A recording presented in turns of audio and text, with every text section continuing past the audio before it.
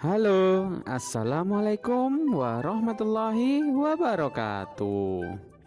Bagaimana kabarnya hari ini?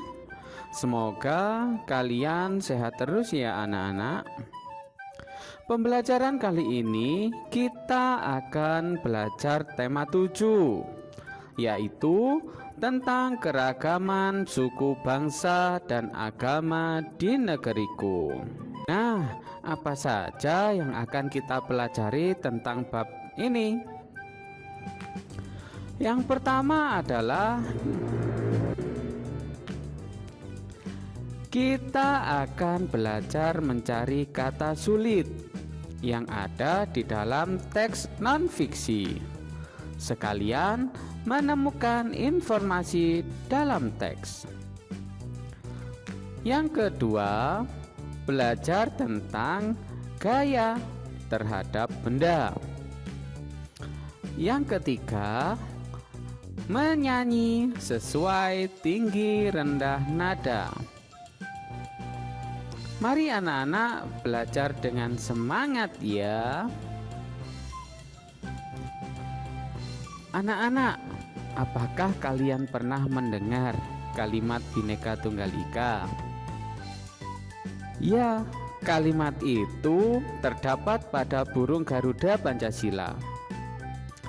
Garuda Pancasila adalah lambang negara kita. Bhinneka Tunggal Ika mempunyai arti berbeda-beda, tetapi satu jua. Nah, kalimat itu tercantum pada pita yang dicengkeram burung Garuda tersebut. Kalimat Bhinneka Tunggal Ika terdapat dalam buku Sutasoma yang dikarang oleh Empu Tantular. Empu Tantular hidup pada masa kerajaan Majapahit sekitar abad ke-14 anak-anak. Dalam buku Sutasoma, pengertian Bhinneka Tunggal Ika ini ditekan agama dan kepercayaan di kalangan Majapahit. Jadi, anak-anak, meskipun kita berbeda suku, agama, bahkan budaya, kita harus tetap bersatu sebagai warga Indonesia yang baik. Oke? Nah, di Indonesia itu banyak sekali perbedaannya, mulai dari agama, suku, budaya, bahasa, adat, rumahnya pun juga berbeda.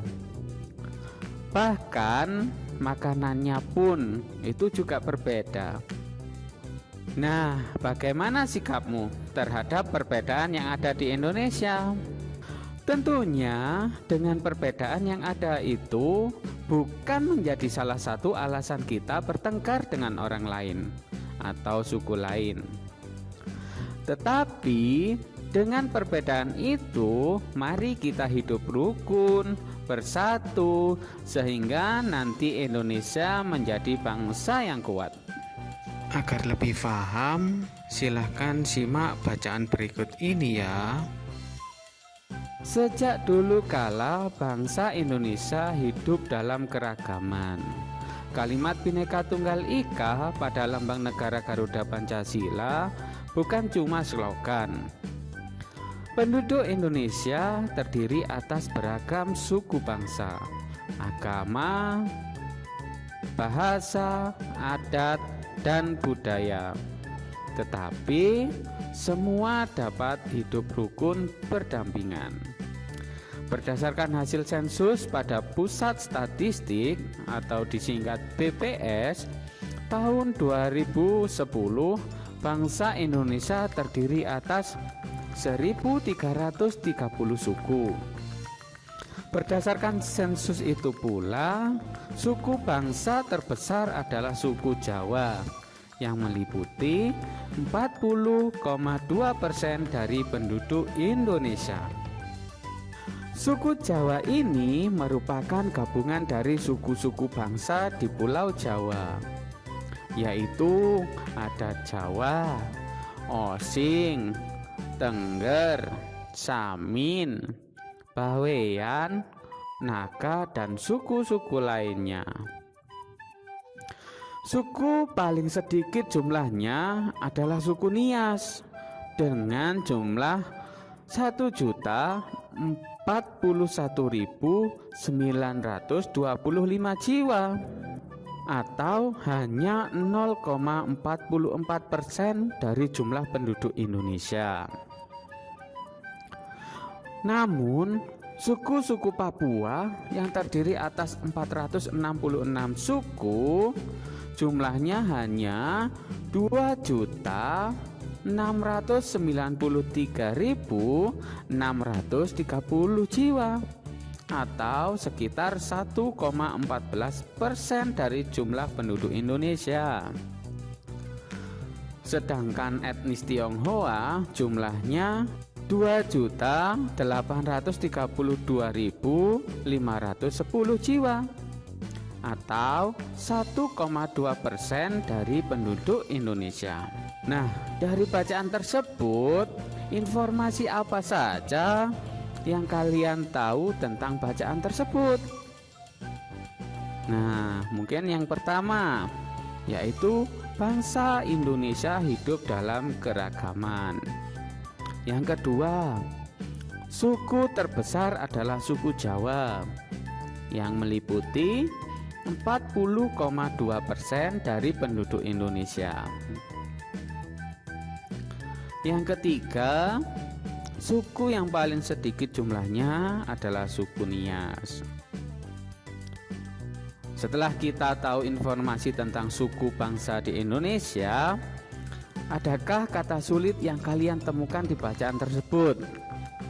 Jika ada, mari kita cari tahu artinya bersama-sama ya.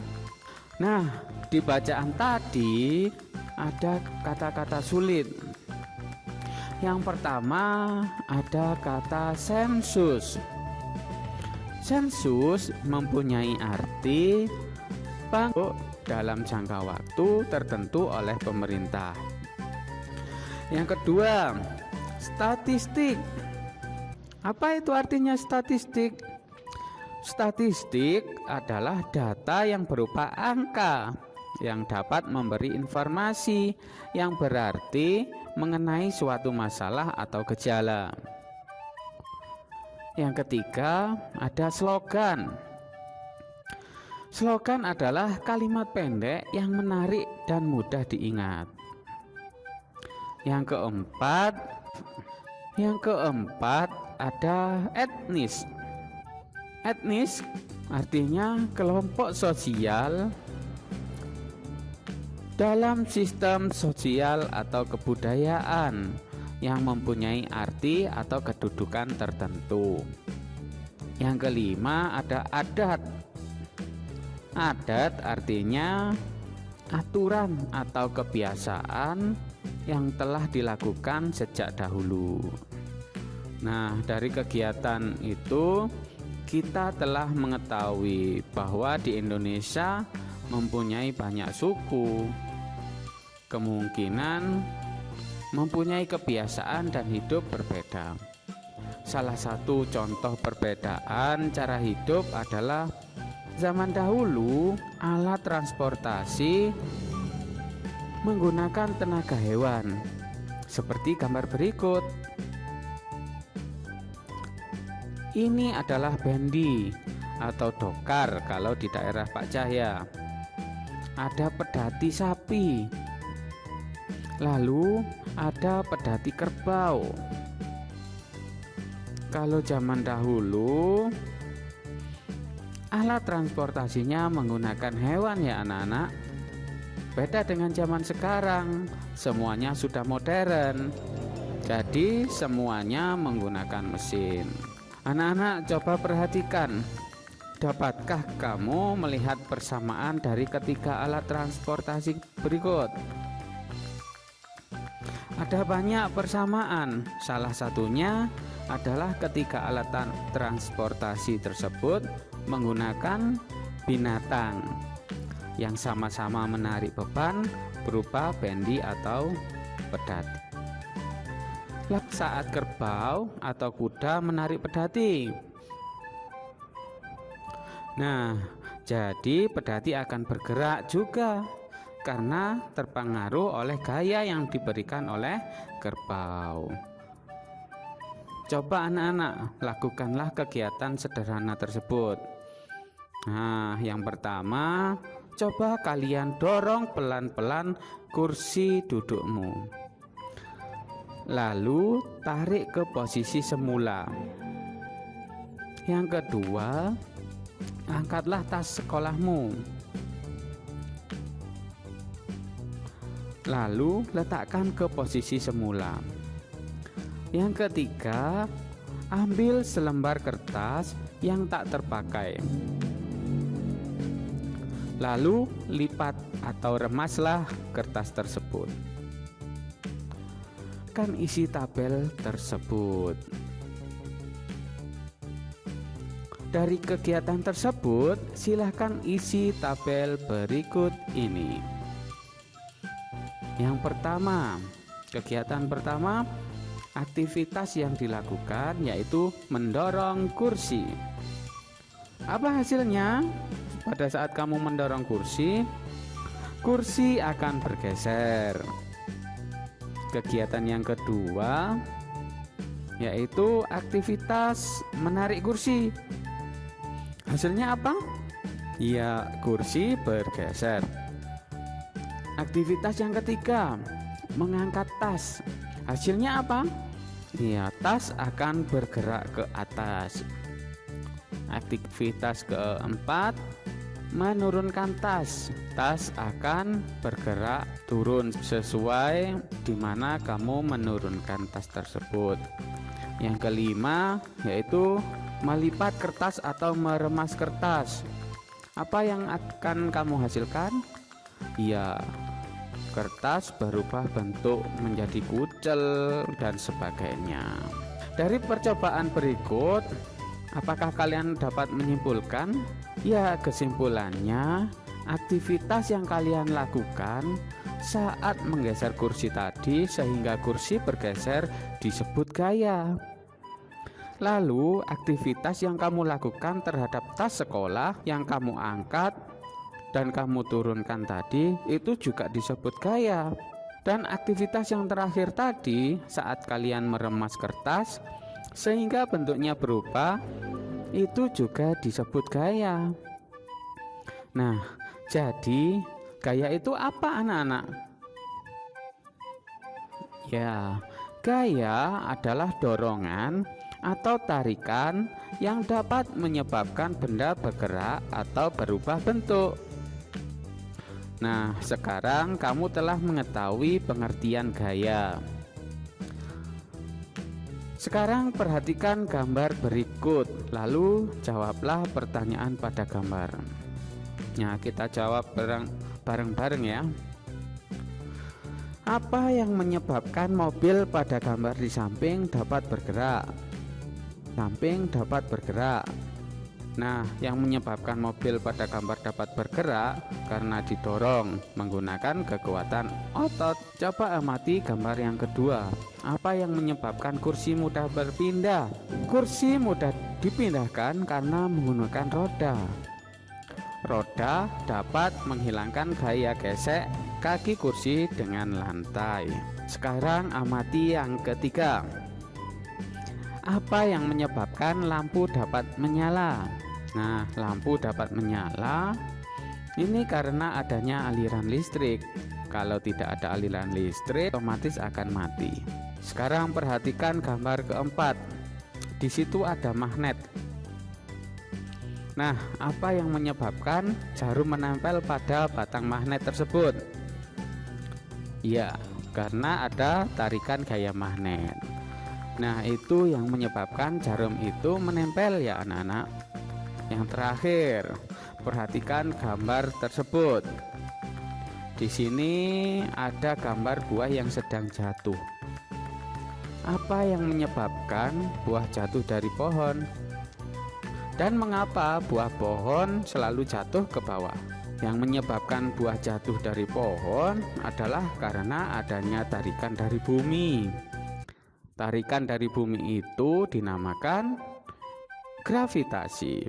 Di atas dapat kita simpulkan bahwa gaya mempunyai banyak jenis dengan sumber yang melakukan gaya. Macam-macam gaya antara lain ada gaya otot, gaya gesek, gaya listrik, gaya magnet, gaya gravitasi, dan sebagainya. Nah, sekarang perhatikan contoh kegiatan yang menggunakan gaya otot. Di antaranya ada seorang ibu yang sedang menggendong anaknya. Ibu menggendong dengan kekuatan ototnya. Contoh yang kedua, sapi bisa menarik bendi. Itu juga ada gaya otot yang digunakan untuk menarik bendi tersebut. Yang ketiga, ada anak-anak yang sedang mengadakan lomba tarik tambang. Dan yang terakhir, ada seorang bapak yang sedang membuat gerabah. Nah, tekanan pada tanah yang bisa menghasilkan bentuk sedemikian rupa itu juga membutuhkan tenaga otot. Lalu, gaya otot itu apa ya? Gaya otot adalah gaya yang dihasilkan oleh otot makhluk hidup, baik manusia atau hewan. Jadi, manusia dan hewan saat melakukan dorongan atau tarikan berarti sudah melakukan gaya otot. Nah, setelah kita belajar banyak, biar otak kalian agak refresh, mari kita dengarkan lagu ini.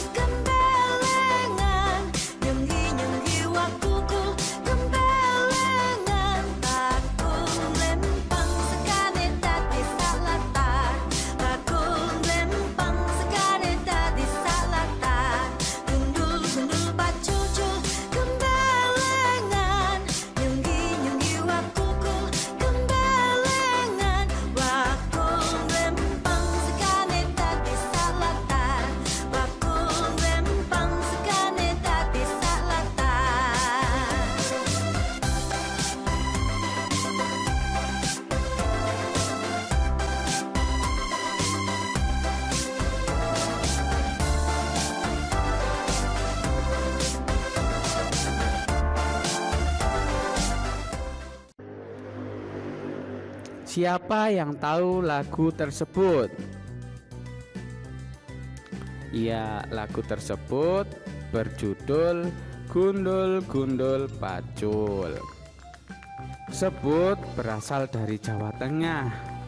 Penciptanya adalah R.C. Hardjo Subroto. Lagu tersebut memiliki tempo moderato atau bertempo sedang. Nah, itu tadi materi yang disampaikan. Kurang lebihnya mohon maaf. Wassalamualaikum warahmatullahi wabarakatuh.